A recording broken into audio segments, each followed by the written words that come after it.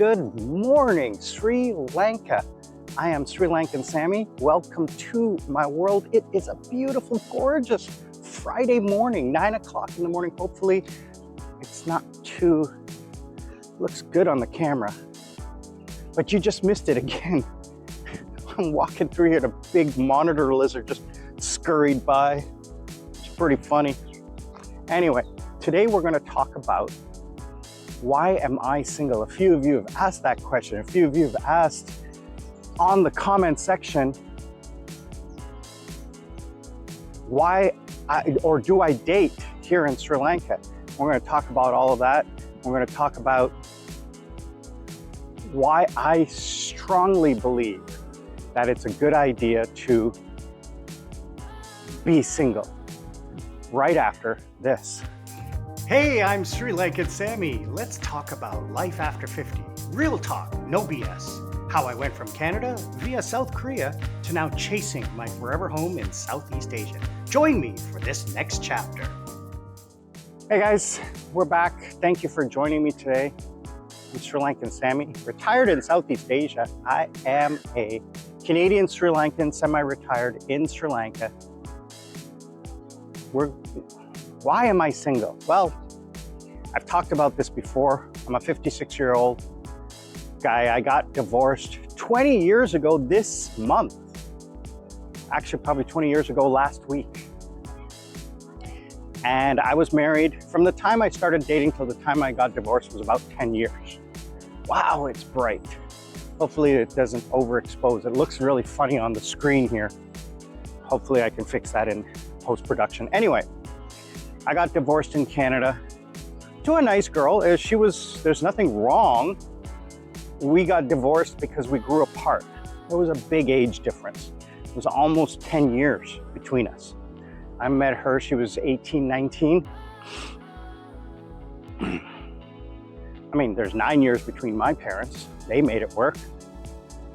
And they met when mom was like 19. So, I mean, but that was that was 70 years ago. 60 years ago, sorry, 60 years ago. Different time back then. But, I mean, even me, I met her 30 years ago. That was a different time as well. It's hard to believe. Gosh, it's hard to believe. It's been so long. When I look back on my life, I'm just like, unbelievable, the decades of time. And a lot of it, I'll be honest with you, wasted time. We'll talk about that at a different vlog about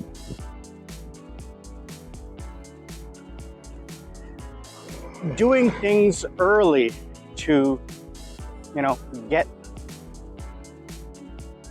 to retirement sooner. We'll talk about that. Anyway, I divorced in 2006-7-ish at the height of the financial crisis. I was not happy with my life. Her friends were my friends were her friends. We maintained, so basically what happened is just after Labor Day, September, she came to me and says, I can't do this. And I was like, can't do what? She goes, this marriage. I said, okay. I didn't argue with her. I said, what do you want to do? She goes, I want a divorce. I go, okay.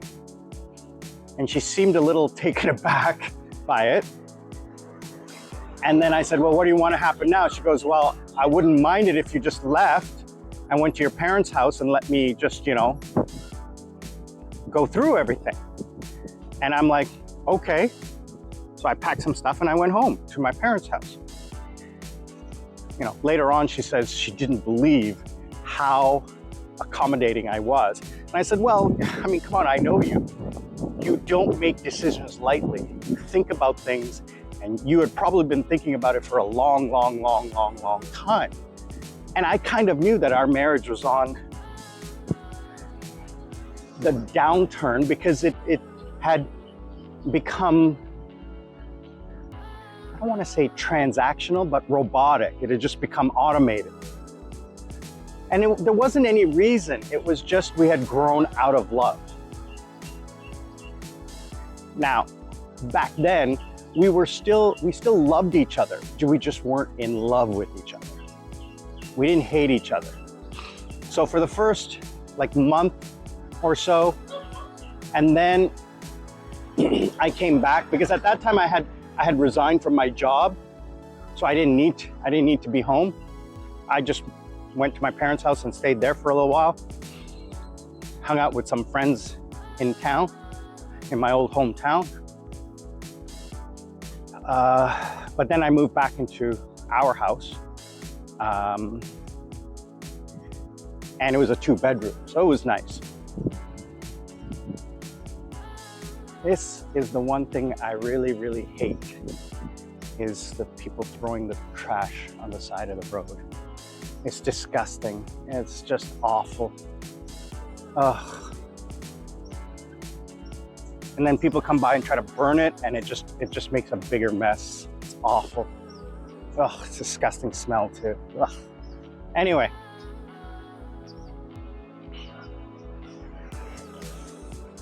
After the initial separation and then going through all the legal stuff, we did it all on our own. We didn't hire a lawyer or anything because it was all amicable. We were very friendly about it.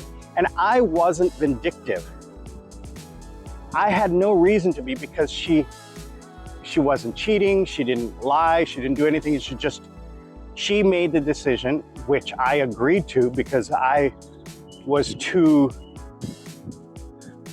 lazy to do it. I mean, there was a financial component as well, being that, you know, we were tied together financially. We had debt, we had a house, we had 2 cars. So I think, no, we had 2 houses, sorry. We had 2 houses. Anyway,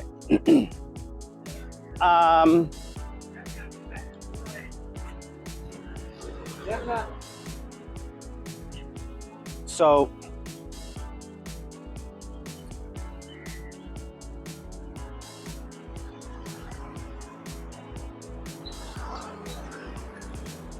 we went through the divorce. In Canada, if it's uncontested, it takes a year. You have to be separated for a year, and then after 1 year, you file the divorce paperwork and you're divorced. So we sold the house, sold the cars, didn't need them. There was a slight loss on the house because, again, it was in the middle of the global financial crisis. So there was a debt. Now, I could have paid off the debt with my savings, but I said, I didn't think about it at the time because I didn't know I was leaving Canada. So basically what I did was I said to her, okay, I can pay you alimony. Hello, hello, hello. So I said, basically, I can pay you, like, let's say the debt is $1,000 a month, right? I can pay you $500 a month, and I pay a $500 a month so that you can pay your half of the debt. Now, if I pay you $500 a month in support, the government's gonna take their cut because that's income. I say, why don't I just pay the full amount so that I can pay down the debt? Now, the debt was in both our names, right? So she agrees. She says that's absolutely fair and correct. And here's the funny thing. We used to actually hang out together a lot. We lived like across, like basically across the street from each other. I lived at 1 King West, which was King and Dundas, and she lived at Blue Jays Way, near the Sky Dome. So it wasn't far from each other. So after I got divorced, when I decided to leave, I paid off the debt, gave her a little money, and I came to Korea. When I was in Korea, I'm young, I'm single, I got a lot of money, and I'm partying, and I'm meeting girls, and I'm having a fun time. There was no reason for me at that time to think about having a girlfriend. I dated. The longest relationship I had with a Korean girl was 3 months, maybe not even 6 months. Longest relationship I ever had was about a year with a girl from Kazakhstan, but she didn't live in Korea, she lived in Kazakhstan. And she would come to Korea once a month and spend a week in Korea on business. She owned a large chain of clothing stores. So she would come to Korea to purchase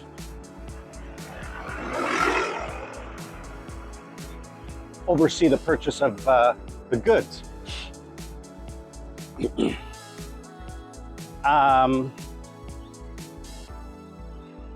So in the time, between the time I divorced till today, I think the thing that makes me not wish to be involved in a long-term relationship is the stress.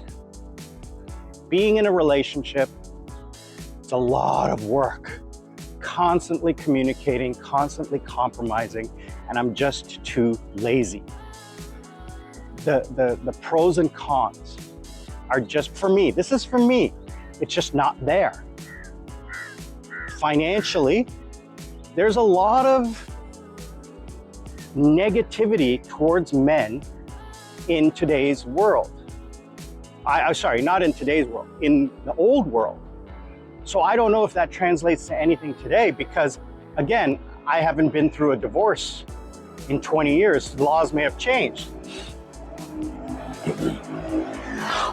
But in the past, you know, men lost the kids, men had to support the kids, had to pay for everything, blah, blah, blah. And in some countries or states or what have you, is that regardless of who broke the contract, the richer person has to pay. And I have always had more money. I mean, except for my Kazakhstan girlfriend, she was richer than me. And I've dated a few very ultra-rich Korean girls. But the story is that it's not financially sound to lose 50%, you know, whatever, of your finances, especially at this age. So if you're single, if you're divorced, and you're thinking, I'm looking for love, I'm gonna say, why? And people will say, well, you need somebody to take care of you when you're older. There is no guarantee that the person you're with will continue to take care of you in the future. There's no contract, it's implied, but there's no guarantee. You thought you would be with if you're divorced, you never thought you would get divorced. You knew that it's a possibility, but you didn't go into it thinking that, otherwise you would have never done it.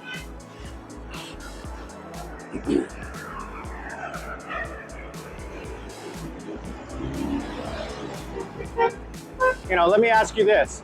How many stable marriages do you know? How many happy marriages do you know? How many people do you know who are married but don't live together for the sake of the kids? You know, it's upwards of 70% globally. Oh, it's so nice out today. Partly cloudy and breezy. Oh, it is definitely windy season. I don't think I want to walk down here. It's way too windy. I'm gonna go back the way I came. Way too noisy. Because it is a Friday afternoon in Jayala, Sri Lanka. So I have to constantly look down because when you walk around here and I'm wearing slippers, you hit something, you're breaking a toe or a toenail. I'm gonna be very careful. Anyway, I'm single because I'm very happy in my life. Every year that I was single, I got more and more comfortable in just doing what I wanted to do. I got more and more comfortable in being happy with doing what I wanted to do without any compromises, without any stress, without any drama. So for someone to be able to take that away from me, for me to give that up, they have to be pretty awesome, and I haven't met anyone like that. Not that there isn't anybody out there, it's just that I'm not interested in going out and playing the game, dating and meeting someone, etc., blah, blah, blah. It's a total investment of time and energy and money, and I'm not interested in doing it. Now, yes, we live in a modern time where, go Dutch and go 50-50, but that's not me. I ask someone out on a date, I pay. I ask someone out on a date, we go where I think would be fun. I don't like compromising. So it's really difficult. It's really difficult. I've said this before, and I talked to Lady Sarah about this. She went through a recent breakup, and I talked to her about this, and I said, she asked me, how can I be happy being single? And I said, I would make a terrible husband because of my beliefs. I make an okay boyfriend, but you wouldn't be happy. You would just be complacent. But I make the best friend in the world ever because of my mentality. Because there's no commitment, there's no obligation, there's no compromise. Hey guys, Sri Lankan Sammi here. Thank you for watching the video. If you like what you're seeing, please think about subscribing and liking. Also, to help the channel get out in front of other people just like you, if you could comment, that will help the algorithm get it out there. And hit that bell icon so that you know when the next video is dropping. I truly appreciate that. If you want to sponsor me, scan the QR code right here, or click the link down below, buy me a coconut. Or if you are interested in life coaching, I offer that right here. Scan this QR code or click the link down below. I'm Sri Lankan Sammi, retire in Southeast Asia. We'll see you all on the other side. And that lifestyle, that thinking also translates into my work. I don't have a full-time job. I don't have a career. I don't have a company I work for. I'm a freelancer. So being that lifestyle, that mindset translates to every aspect of my life. Now, here's the thing. Let's take all of this information and now put it together into, wow, it's busy today.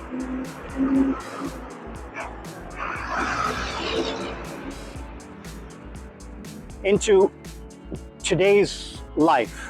Retired in Southeast Asia as a single man, as a divorced man. Now, if you already have a family, you already have a wife and kids and whatever, I can't talk to that because that's not my situation.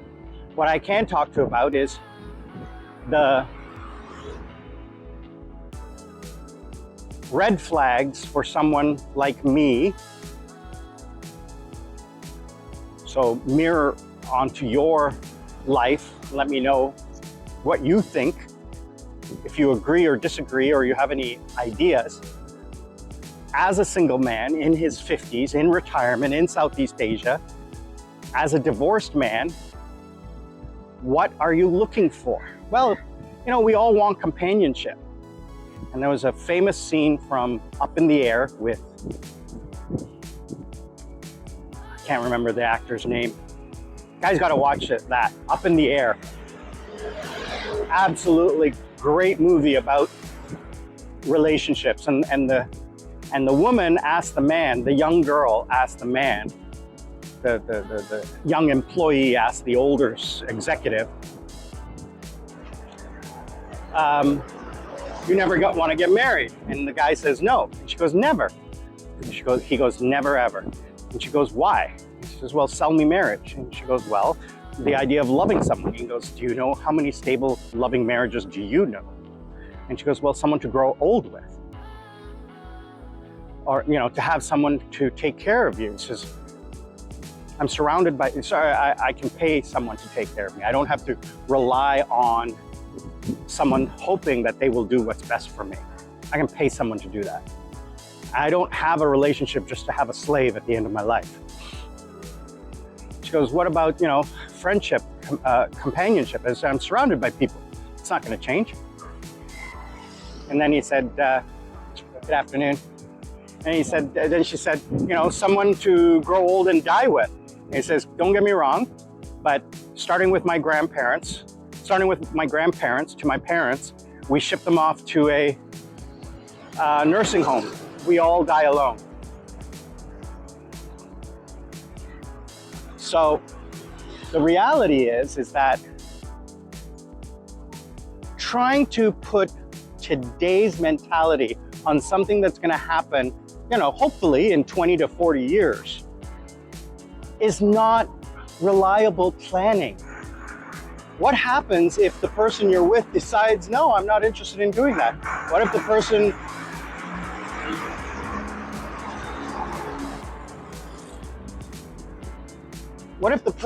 you're with becomes incapacitated and can't take care of you?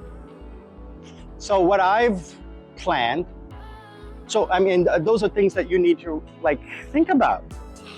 So making plans today for something that might have, making plans today for something that's going to happen in 20 to 40 years is not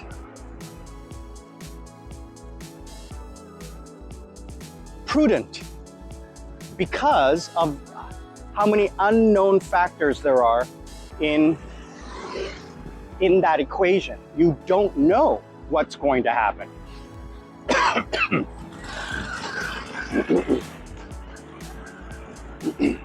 Now, I'm talking from a pragmatic standpoint, from a purely financial and financial position, and like a purely reasonable position.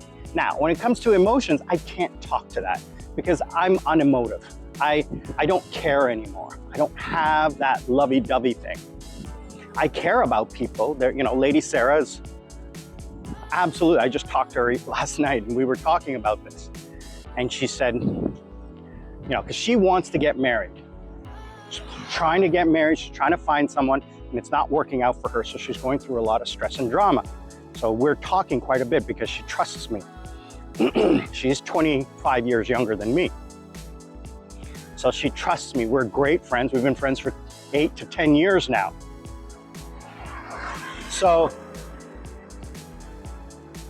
she said to me, she goes, when I'm 50, we should get married. And I said, absolutely, we should get married for financial reasons so that I can transfer my wealth to you when I pass. And she goes, why? I don't want it. She goes, I know you don't want it. I know you don't need it, but you're going to get it. Who else am I going to give it to? I have no one to give it to. And what you can do with it is you can benefit your life, right? And every time you use it, you can say, I remember my best friend, Sam. You can start a foundation. You can start an education foundation. You can start a whatever for your grandkids, because she will be married. The way I know this girl, I know her like the back of my hand. She gets it into her brain that she has to do something, and she'll just go, you know, head first, you know, without looking, which is unadvisable, but she has to learn. She has to do it on her own. She can't have people telling her what to do. But, you know, she doesn't have the comfort of having a family to fall back on. And so I'm kind of like the family figure in her life. So I'm able to provide her with guidance and advice and hopefully catch her when she falls. So even though she's 32, 33, she's very inexperienced and slightly naive when it comes to certain things because, you know, she looks at the world through rose-colored glasses. She's a very positive, loving, pure human being who, you know, I love more than anything in the world because of that. Anyway, should you think about trying to get married if you are coming to Southeast Asia? Should you look at getting a girlfriend? And I'm gonna say that's a personal decision. It's a very personal decision. Financially, if you meet the right person, and here's the thing, in Southeast Asia, Southeast Asia, the odds of you maintaining a relationship, if the relationship is not gotten into quickly, what was that?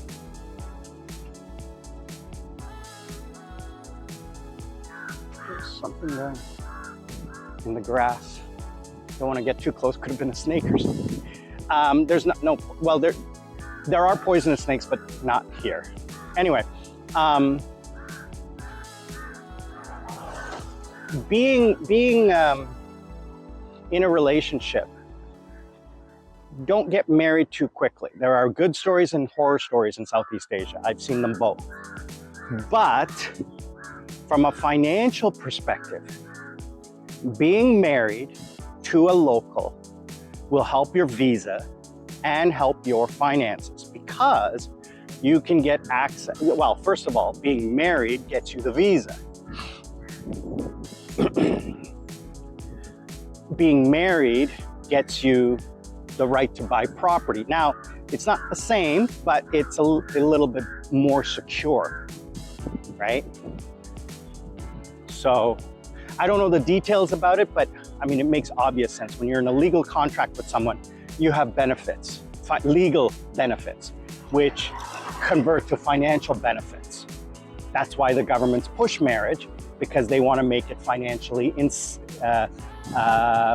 they want to financially incentivize people to get married because it's in the best interest of the nation. If it wasn't, if the government didn't make it a positive financial experience, people wouldn't do it. So, I mean, that was one of the reasons why my ex and I got married. It was the financial. It was a huge part of it was financial. We were together for years. We were technically in Canada common law married.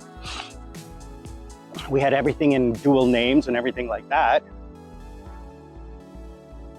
But we went the route of the legal way so that it could be more solidified. Anyway, the positive aspects of getting married in Southeast Asia are financial and legal. So there's that. Emotionally, that's not anything that I can talk to because I'm ignorant about it. So, you know, for you guys, I'm gonna say, like I say to everyone else, take it slow, take it easy, do your research, and take a long time. If it's meant to be, if it's positive, it will work out. And I'll say this to you, the best way to learn about someone is to travel with them. Go on a 3 or 4 day vacation, maybe even longer, like 7 days, 10 days, driving in a car, flying in a plane, taking a ferry boat, staying in a small hotel. Those stresses of travel will tear away the facade of romance and get down to the bare bones. It's like Survivor. The reason why Survivor is so great, the TV show Survivor and Big Brother, is because they stress people out. They put them into situations that causes them to strip away the niceties of conventional civilization. That's my psychology degree coming into play. That's why I like those TV shows, Survivor and Big Brother and Amazing Race, because they stress people out. And it's funny to see people lose their shit. I love it. You know, normal people not acting normally. I would not be able to get on that show because I wouldn't pass their psychological test. I would pass a normal psychological test because I'm strong-minded.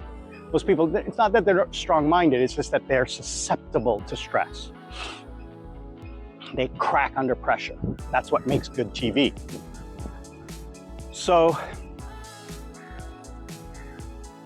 for you, I'm gonna say don't do it.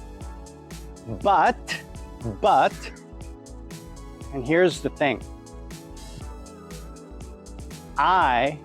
Based on my experience of living and seeing other people in Southeast Asia and meeting Southeast Asians, Filipinos, Thais, Vietnamese, I could do. Hey guys, just wrapping up for today. I have to change the battery. So I could see myself, based on everything I've learned and seen in my travels, I could see myself getting involved in a relationship with someone who is a little bit closer in age to me. And throughout the history of my life, I have never dated anyone who wasn't younger than me by a lot. I mean, the oldest woman I've ever dated was about 30. And that was my Kazakhstan girlfriend. And she was just phenomenally beautiful, intelligent, successful. She was a former model and flight attendant. She was 6 foot tall, stunningly beautiful. Oh, that's the one I let get away, but there was no way that I was gonna marry her. I was the rebound guy from her divorce. So that was not a good way to start. So I see myself getting involved in a long-term relationship when I start to slow down. And I'm by no way means slowing down my life. I'm gonna keep going. I gotta keep active mentally and physically for the next 20 years. When things start to wear out and when I'm finished doing what I wanna do, then maybe I'll slow down. And then maybe that'll be a time to like find something. But right now I have friends, like I said, when I go to Cebu next month, actually 20 days from today, from when I filmed this, when you guys see it, probably be a week or two. I am meeting 5 different friends who are coming to Cebu at the same time I will be there. So having friends around me will be great. Having Lady Sarah with me will be perfect. Hello, kitty. Beautiful kitty.